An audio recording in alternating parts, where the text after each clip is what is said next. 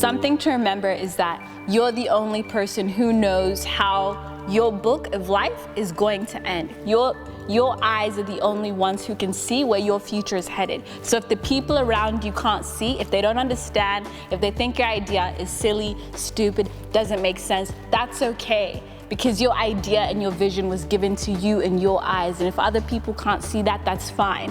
The only thing that's important is for you to see it. So the moment when I realized that I had a good idea was one of the workshops that I taught in a school where the kids came in, they were all angry. I don't want to talk to you, I don't like poetry or English or literature. And then by the end, they started sharing personal things about themselves, things at home, things they believed in, their dreams, what they wanted to be. Some of them wept. And at the beginning of the class, none of them even wanted to talk to each other. And by the end, it felt like we had created a family. And it was at that moment where I was like, all young people need to feel like this through poetry. For me, that moment felt warm, like I had found my purpose, and this is where I had to be.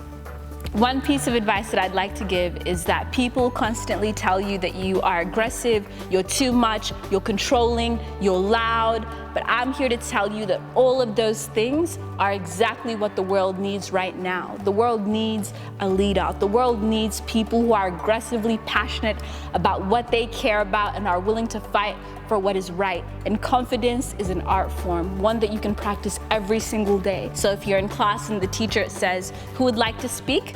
put your hand up. If you see someone walk past and you want to say, "Hey, that's a nice pair of shoes," or you want to say, "Hey, I like your hair today," do it. Stop them. Be fearless. One of the ways that I practice confidence on a daily basis is I put myself in male-dominated spaces, and even when it's awkward, even when people talk over me, or even when I feel like I'm being belittled, I speak. Last month, I performed at the Nimbin World Poetry Cup.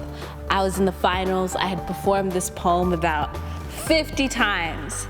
And then I step up to the microphone and my hands start shaking. My palms are sweating. And this is the very first poem that I've ever done about myself. So it's very, very personal, even though I've done it many times.